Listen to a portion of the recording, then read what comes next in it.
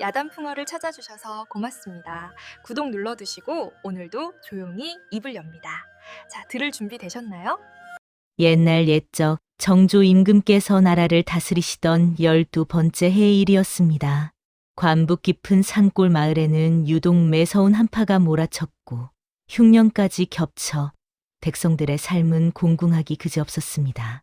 올해는 무엇이 잘못된 것인지 마을 사람들의 입에서는 살기가 돌아다닌다 말이 끊이지 않았지요. 산은 침묵으로 가득했고 마을은 음산한 정막 속에서 재액을 두려워하며 움츠러들어 있었습니다. 이 마을에는 목생이라는 나무꾼이 살고 있었습니다.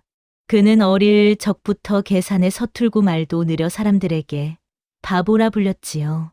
장애에 나가 나무를 팔아도 제값을 받지 못했고 흥정하는 법도 서툴렀습니다. 허나 그의 체격만큼은 건장했고 햇볕에 그을린 얼굴에는 늘 웃는 듯 가는 눈이 자리하고 있었습니다. 누구에게나 해 한 번 끼친 적 없는 순박한 인물이었지요. 사람들은 그를 낮게 보았으나 목생이의 마음만큼은 금보다 순수했습니다. 제 생각엔 그리해야 옳지요. 그는 늘 이런 식으로 더듬거리며 말했고 사람들은 그를 보며 혀를 찼습니다. 산 너머 외딴 집에는 연하라는 과부가 홀로 살고 있었습니다. 그녀는 혼례를 치른 다음 날 남편이 갑자기 피를 토하며 급사하는 일을 겪었지요. 그것도 모자라 뒤이어 동원의 아전 둘까지 연달아 의문의 죽음을 맞이했습니다. 마을 사람들은 두려움에 떨며 그녀를 남자를 잡아먹는 재에게 여자라 부르기 시작했습니다. 누구도 그녀에게 말을 섞지 않았고 그녀의 그림자조차 피했지요. 오랫동안 혼자 살아온 연하는 창백하지만 기품 있는 미인이었습니다. 그녀의 눈빛에는 차가운 서릿빛이 서려 있었고 마을 사람들은 그 눈빛만 봐도 등골이 오싹해진다고 수군거렸습니다. 목생이는 여는 알처럼 도끼를 메고 산으로 올라가 나무를 했습니다. 겨울 산은 고요했고 그는 묵묵히 땔감을 모아 등짐을 지었지요. 비록 넉넉지는 못했지만 목생이는 이런 소박한 삶에 만족하며 살아왔습니다. 그런데 며칠 전부터 산속 분위기가 심상치 않았습니다. 평소 보이지 않던 까마귀 떼가 하늘을 뒤덮으며 비상했고 해질 무렵에는 붉은 노을이 온 하늘을 핏빛으로 물들였지요. 마을 노인들은 모여 앉아 수군거렸습니다. 이건 누군가 큰 화를 맞을 징조야. 하늘이 경고를 보내는 게 분명해. 바로 그때 연하가 사는 외딴 집에서 연기가 솟아올랐고 어디선가 여인의 울음소리가 들렸다는 소문이 퍼졌습니다. 마을은 더욱 깊은 불안에 잠겼고 사람들은 재액이 곧 닥칠 것이라 믿어 의심치 않았습니다. 연하가 병으로 쓰러져 죽어간다는 소문이 마을에 퍼졌습니다. 마을 사람들은 이장의 집에 모여 앉아 이구동성으로 외쳤습니다. 저주가 우리에게 옮기기 전에 저 여자를 내쫓아야 합니다. 맞소, 저 여자 때문에 마을 전체가 재앙을 맞을 것이오. 바로 그 순간 목생이가 사람들 틈을 비집고 앞으로 나섰습니다. 저 여인 제가 데려가겠소이다. 순간 마을이 고요해졌습니다. 사람들은 경악한 표정으로 목생이를 바라보았지요. 내 이놈 미쳤구나. 저주받은 과부를 데려가겠다니. 바보 자식이 제 목숨까지 버릴 셈이냐. 사람들은 목생이를 말렸고 조롱했고 비웃었습니다. 하지만 목생이는 떨리는 손으로 헝겊 보따리를 꺼냈습니다. 그 안에는 그가 평생 모은 전 재산, 은자 2냥이 들어 있었지요. 이것으로 저 여인의 재산과 신세를 제가 떠안겠소이다. 그날부터 목생이의 운명은 요동치기 시작했습니다. 목생이는 연하를 업고 자신의 허름한 움막으로 옮겼습니다. 그녀의 몸은 깃털처럼 가벼웠고 숨소리는 가늘게 끊어질 듯했지요. 마을 사람들은 멀찍이 서서 손가락질하며 수군거렸습니다. 저놈 곧 죽을 게 뻔하구만. 저주가 올마 3일도 못 버틸 게야. 하지만 목생이는 그런 말들에 귀 기울이지 않았습니다. 그는 연하를 초라한 집자리에 눕히고 산으로 달려가 약초를 구했지요. 밤새도록 화룻불 앞에서 약을 다리고 정성스레 그녀의 입에 떠넣었습니다. 연하는 의식이 희미한 가운데서도 그 따뜻한 손길을 느꼈습니다. 왜 저를 구하십니까? 가늘게 떨리는 목소리로 연하가 물었습니다. 목생이는 잠시 머뭇거리다 대답했습니다. 사람이라면 누구나 귀하지요. 그것이 제가 아는 옳은 일이옵니다. 그의 눈은 진심으로 빛났고 연하의 창백한 뺨에는 한 줄기 눈물이 흘러내렸습니다. 사흘째 되던 날 눈보라가 몰아치는 한밤중이었습니다. 움막 문을 두드리는 소리가 들렸고 목생이가 문을 열자 한 사내가 서 있었습니다. 너덜너덜한 승복을 걸친 탁발승이었지요.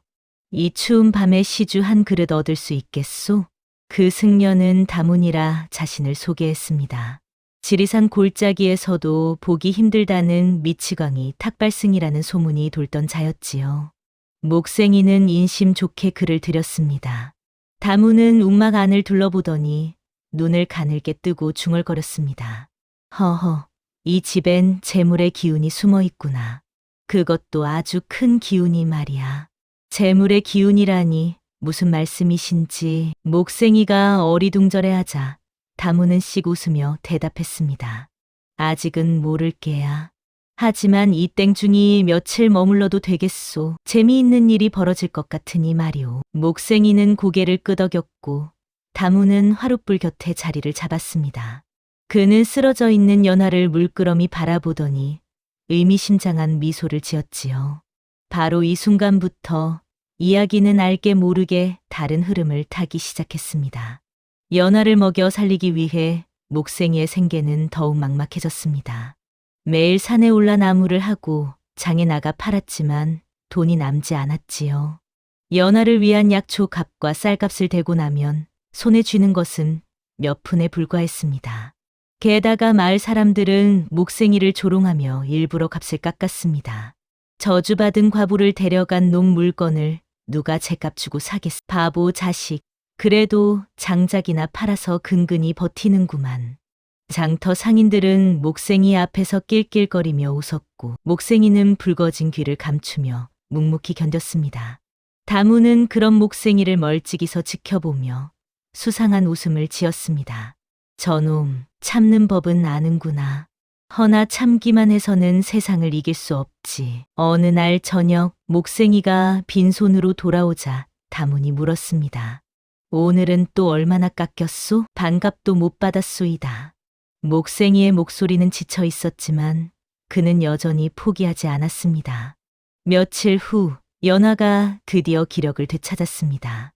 창백했던 얼굴에 핏기가 돌고 몸을 일으킬 수 있게 되자 그녀는 목생이에게 말했습니다.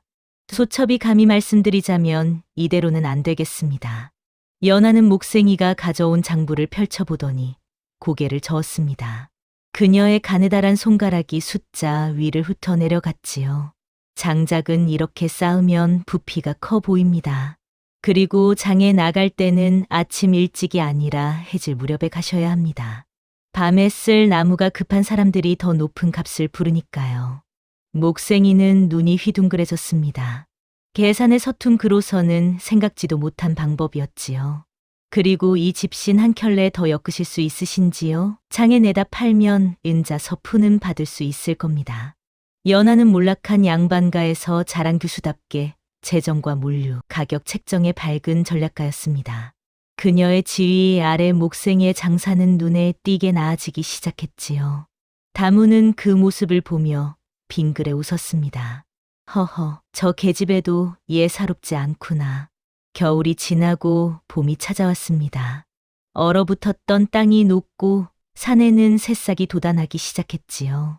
목생이와 연하는 함께 산에 올라 약초를 찾았고 장에 나가 물건을 팔며 하루하루를 보냈습니다. 처음에는 서먹했던 두 사람 사이에 보이지 않는 신뢰가 싹트기 시작했습니다. 목생 나으리, 이 풀은 약이 되는 것이옵니까? 아, 그렇소이다. 이것은 지혈에 좋지요. 연하는 목생이의 속 깊은 인심을 느낄 때마다 마음이 움직였습니다. 그동안 자신을 저주로만 여기던 세상에서 이 사람만은 자신을 사람으로 대해주었지요. 목생이 역시 연하가 웃을 때마다 가슴이 괜히 덩실거렸습니다. 그녀의 차가웠던 눈빛에 따스함이 깃들 때면 그는 자신도 모르게 미소를 지었지요. 어느 날 저녁 두 사람은 나란히 앉아 석양을 바라보았습니다. 목생 나으리 소첩은 저주받은 몸이옵니다. 그런데도 그런 것은 중요치 않소이다. 목생이는 더듬거리며 말을 이었습니다. 저는 다만 부인께서 웃으시는 것이 좋소이다. 연하의 눈가에 붉은기가 돌았고 그녀는 고개를 살짝 숙였습니다. 두 사람은 서로 말로 표현하지 못한 채 조심스레 선을 지켰지만 그 마음은 이미 가까워지고 있었습니다. 평화로운 날들이 이어지는 듯했으나 불길한 기운이 다시 마을을 감쌌습니다. 동원에 새로운 아전이 부임했다는 소문이 들렸습니다. 그의 이름은 강재호, 탐욕스럽고 가혹하기로 소문난 자였지요. 강재호는 부임하자마자 연하에 대한 오래된 소문을 다시 들추어냈습니다. 남편을 죽인 유부가 아직도 이 고을에 남아있다니 이것이 말이 되는가? 그는 마을 사람들을 선동했고 사람들은 다시금 두려움에 떨기 시작했습니다. 저주받은 계집이 다시 사고를 칠 것이오. 당장 내쫓아야 합니다. 어느 날 강재호는 부하들을 이끌고 목생이의 움막을 찾아왔습니다. 네 이놈, 저 여자와 이별하지 않으면 너도 역적의 잔당으로 몰아 곤장을 칠 것이다. 목생이는 떨리는 목소리로 대답했습니다. 저 여인은 아무 죄가 없소이다. 죄가 없다고? 남편과 아전 둘을 죽인 것이 죄가 아니란 말이냐? 강재호는 비웃으며 연하를 끌어내라 명했습니다. 목생이는 그녀를 막아섰지만 미약한 서민인 그에게는 역부족이었지요. 부하들이 목생이를 밀쳐내고 연하의 팔을 붙잡았습니다. 연하는 창백한 얼굴로 목생이를 바라보며 고개를 저었습니다. 나으리 소첩 때문에 화를 입지 마십시오. 그날 밤 목생이는 처음으로 분노를 느꼈습니다. 그날 밤 목생이는 망연자실한 채 움막에 홀로 앉아 있었습니다. 연하는 동원에 끌려갔고 곤장을 맞은 뒤 추방될 처지였지요. 그는 무력한 자신이 원망스러웠고 어찌할 바를 몰라 고개를 떨구고 있었습니다. 바로 그때 다문이 천천히 다가왔습니다. 목생이, 내 놈은 정말 순박한 놈이로구나. 다문은 품속에서 낡은 비단 조각 하나를 꺼내 목생이 앞에 놓았습니다. 그 위에는 희미하지만 왕실과 연관된 문양이 새겨져 있었지요. 이것은 무엇이옵니까? 저 계집애가 사는 집 뒤란에서 주운 것이네. 아마도 그녀의 가문과 관련이 있을 게야. 목생이는 비단 조각을 들여다보았습니다. 비록 그를 모르는 그였지만 이 문양이 예사롭지 않다는 것만은 알 수 있었습니다. 다문은 의미심장한 미소를 지으며 말을 이었습니다. 저 처자는 내가 아는 것보다 훨씬 귀한 핏줄일지도 모른다. 그런데 왜 저렇게 천대를 받으며 살아야 했을까? 그것은 무슨 뜻이옵니까? 허허. 세상에는 진실보다 소문이 더 무서운 법이지. 누군가 일부러 저 계집애를 저주받은 과부로 만들어 놓았을 수도 있다는 말일세. 목생이의 눈이 커졌습니다. 다문의 말은 그의 머릿속에 새로운 의문을 심어주었지요. 내가 만약 내 놈이라면 진실을 찾아 나설 게야. 저 계집애를 구하고 싶다면 말이네. 그날 밤 목생이는 비단 조각을 꼭 쥐고 결심을 굳혔습니다. 다음 날 목생이는 다문을 찾아가 무릎을 꿇었습니다. 스님, 제게 가르침을 주십시오. 연하를 지키려면 제가 강해져야 하옵니다. 다문은 빙그레 웃으며 고개를 끄덕였습니다. 좋아. 내 놈의 마음이 진심인 것을 이제야 알겠구나. 그럼 이 땡중이 가진 것을 모두 가르쳐 주지. 그날부터 목생이는 장사에 더 깊이 뛰어들었습니다. 다문은 그에게 삶을 감별하는 법을 가르쳤고 물건의 가치를 알아보는 눈을 열어주었죠. 좋은 삶은 향이 다르네. 이렇게 냄새를 맡아보게. 시장에는 흐름이 있지. 아침에는 채소가 잘 팔리고 저녁에는 땔감이 귀해진다네. 돈을 벌려면 사람을 알아야 하네. 누가 무엇을 원하는지 보는 눈을 가져야 하지. 어눌했던 목생이는 점차 눈이 트이며 진정한 장사꾼으로 변해갔습니다. 그는 아침 일찍 장애에 나가 물건을 사들이고 저녁에는 다른 마을로 팔러 다녔지요. 손에 쥐는 돈이 조금씩 늘어났고 목생이의 마음에는 흔들리지 않는 결의가 자리 잡았습니다. 연하를 지키려면 나부터 강해져야 한다. 어느 날 밤 목생이는 동원 뒤란에 몰래 숨어들어 연하를 만났습니다. 그녀는 곤장을 맞아 상처투성이가 된 몸으로 감옥에 갇혀 있었지요. 목생이는 가슴이 찢어지는 듯했습니다. 부인 제가 꼭 구해내겠소이다. 연하는 고개를 저으며 눈물을 흘렸습니다. 나으리 소첩은 진실을 말씀드려야겠습니다. 그녀는 떨리는 목소리로 말을 이었습니다. 소첩은 남편을 죽이지 않았습니다. 아전들도 마찬가지입니다. 그들은 소첩의 아버지를 역적으로 몰아 죽인 자들이었지요. 그것이 무슨 말씀이옵니까? 소첩의 아버지는 억울한 누명을 쓰셨습니다. 그래서 가문에서는 소첩을 일부러 저주받은 과부로 만들었습니다. 연하의 눈에는 깊은 체념이 비쳤습니다. 흉물이라면 아무도 다가오지 않을 테니까요. 소첩이 살아남으려면 그것이 유일한 방법이었습니다. 목생이는 그제야 모든 것을 깨달았습니다. 그녀가 받은 저주는 누명이었고 그 누명을 퍼뜨린 자들이 바로 강재호 같은 아전들이었던 것이지요. 목생이는 오히려 더 단단히 연하의 손을 잡았습니다. 그렇다면 내가 그 누명을 벗겨드리겠소이다. 목생이가 동원을 빠져나온 바로 그날 밤 강재호는 부하들을 이끌고 움막을 습격했습니다. 역적의 잔당을 숨겨준 놈을 잡아라. 횃불을 든 아전들이 움막을 에워쌌고 강재호는 직접 불을 질렀습니다.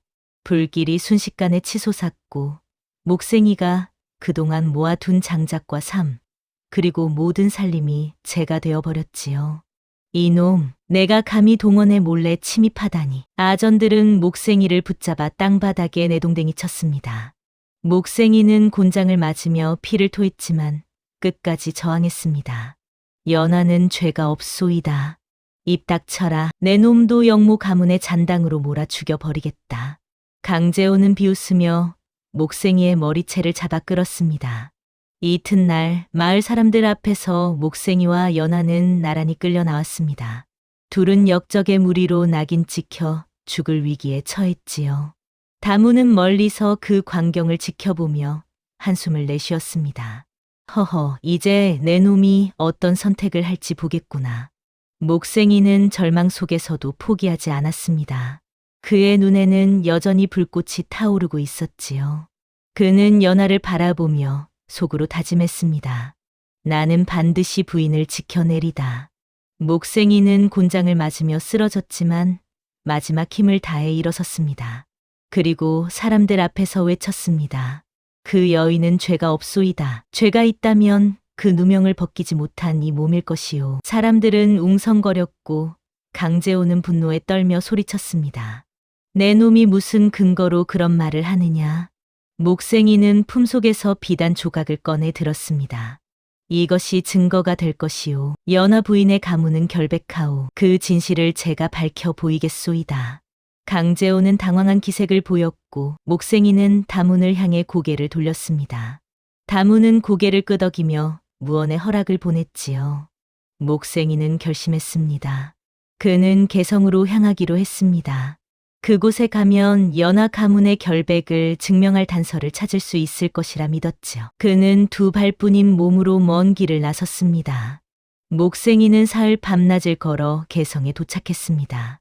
그곳은 조선 제1의 상업 도시로 온갖 물자와 사람들이 모여드는 곳이었지요. 목생이는 다문이 알려준 주소를 찾아 어느 큰 저택 앞에 섰습니다. 문을 두드리자 하인이 나와 그를 안으로 안내했습니다. 넓은 대청에는 비단 옷을 입은 한 사내가 앉아 있었지요. 그 사내는 다름 아닌 다문이었습니다. 허나 그의 모습은 전혀 달랐습니다. 누더기 승복 대신 화려한 비단 도포를 입고 미치광이 같던 모습은 온데간데 없이 위험 있는 거상의 풍모를 갖추고 있었지요. 스님, 아니, 대감님. 목생이는 말을 잇지 못했습니다. 다문은 웃으며 말했습니다. 허허, 놀랐구나. 나는 다문이 아니라 도방이네. 조선 팔도를 주름잡는 만상이지. 어째서 저를? 내 놈이 사람을 귀히 여길 줄 아는지 시험해 본 것이네. 그리고 내 놈은 합격했어. 도방은 목생이를 자리에 앉히고 차를 따라 주었습니다. 내 놈, 사람을 귀히 여길 줄 아는구나. 돈보다 사람을 먼저 생각하는 자만이 진정한 상인이 될 수 있지. 그러니 내가 가진 것을 모두 가르쳐 주마. 도방은 목생이에게 연하 가문에 관한 모든 진실을 알려주었습니다. 그녀의 아버지는 역적이 아니라 탐관오리들의 비리를 폭로하려다 누명을 쓴 충신이었지요. 그리고 강재호가 바로 그 비리에 연루된 자였습니다. 그는 진실이 밝혀질까 두려워 연하를 제거하려 한 것이었습니다. 도방은 모든 증거와 문서를 목생이에게 건넸습니다. 이것을 가지고 돌아가거라. 그리고 그 간악한 놈들을 응징하게. 목생이는 눈물을 흘리며 도방에게 절을 올렸습니다. 은혜를 평생 잊지 않겠습니다. 은혜는 무슨... 내 놈이 이미 그 값어치를 증명했네. 이제 돌아가 내 여인을 구하거라. 목생이는 진실을 담은 문서를 품에 안고 고향으로 향했습니다. 목생이가 마을로 돌아왔을 때 연하는 이미 처형 직전이었습니다. 사람들이 모두 모인 마을 어귀에서 강재호는 연하에게 최후의 판결을 내리려 하고 있었지요. 역적의 딸 연하에게 사형을 선고한다. 바로 그 순간 목생이가 나타났습니다. 사람들은 놀라 그를 바라보았습니다. 목생이는 더 문서를 꺼내 들었지요. 이것이 진실을 담은 증거요. 강재호는 당황하며 소리쳤습니다. 내 놈이 어디서 헛소리를. 헛소리가 아니오. 연하 부인의 아버지는 역적이 아니었소. 오히려 탐관오리의 비리를 폭로하려다 누명을 쓴 충신이었소. 목생이는 문서를 펼쳐 보이며 큰 소리로 낭독했습니다. 비록 그를 몰랐던 그였지만 도방이 가르쳐 준 내용을 모두 외워왔던 것이지요. 그리고 이 문서에는 강재호 아전이 비리에 연루되어 있다는 증거도 담겨 있소. 사람들은 경악했고 강재호는 창백한 얼굴로 뒷걸음질 쳤습니다. 그것은 거짓이다. 거짓이라면 어찌 도장과 서명이 모두 있겠소. 이것은 개성의 대만상 도방께서 직접 확인해 주신 증거요. 도방의 이름이 나오자 사람들은 웅성거렸습니다. 도방은 조선 팔도에서 모르는 이가 없는 전설의 거상이었지요. 강재호는 더 이상 변명할 수 없었습니다. 그는 무릎을 꿇고 말았고 연하는 마침내 결백을 인정받았습니다. 사람들은 그동안 저주라 믿었던 것이 결국 사람들의 무지와 욕심이 만든 허상이었음을 깨달았습니다. 석 달 후 한양에서 어명이 내려왔습니다. 정조 임금께서 연하 가문의 억울함을 풀어주시고 연하에게 정경부인 자기를 회복시켜 주셨습니다. 강재호를 비롯한 탐관오리들은 모두 파직되고 유배형에 처해졌지요. 목생이는 도방의 추천으로 왕실에 인삼을 납품하는 거상으로 발돋움했습니다. 그의 상호는 삽시간에 조선 팔도에 알려졌고 사람들은 그를 존경의 눈빛으로 바라보았습니다. 목생이가 제일 먼저 한 일은 고향 마을을 구제하는 것이었습니다. 그해 겨울 흉년이 들어 굶주리는 백성들을 위해 그는 쌀 3,000석을 풀어주었지요. 마을 사람들은 눈물을 흘리며 목생이 앞에 무릎을 꿇었습니다. 나으리 저희가 잘못했습니다. 과거 그를 조롱하고 멸시하던 이들은 부끄러움에 고개를 들지 못했습니다. 목생이는 그들을 일으켜 세우며 말했습니다. 괜찮소이다. 이제 모두 함께 잘 살아봅시다. 이장은 떨리는 목소리로 말했습니다. 바보라 불렀던 제가 진짜 바보였습니다.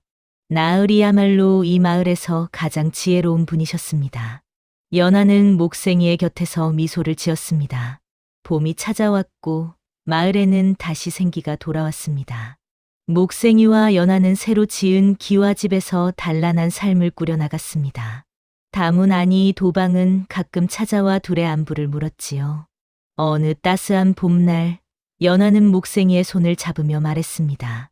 나으리 이 모든 것이 당신의 선한 마음에서 비롯되었지요. 목생이는 고개를 저으며 대답했습니다. 아니요, 부인. 제가 배운 것이 있다면 장사는 이문을 남기는 것이 아니라 사람을 남기는 것이라는 진리지요. 연하는 눈가에 눈물을 글썽이며 웃었습니다. 그 말씀 평생 잊지 않겠습니다. 두 사람은 마을 사람들과 함께 논밭을 일구고 가난한 이웃을 도우며 살았습니다. 목생이는 더 이상 바보가 아니었습니다. 사람들은 그를 의로운 거상이라 불렀지요. 세월이 흘러 마을에는 목생이와 연화의 이야기가 전설처럼 내려왔습니다. 사람을 귀히 여기는 마음이 얼마나 큰 복을 부르는지, 그리고 진실은 언젠가 반드시 밝혀진다는 교훈을 담은 이야기였지요. 옛말에 백절불굴이라는 말이 있습니다. 어떠한 난관에도 굽히지 않고 이겨나간다는 뜻이지요. 목생이와 연화는 바로 그런 삶을 살았습니다. 마을에는 봄 햇살이 가득했고 그들의 새 삶은 이제 막 시작되고 있었습니다. 다음 영상을 빠르게 만나보시려면 좋아요와 구독을 눌러주세요.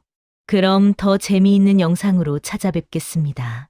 모두 행복한 하루 보내세요.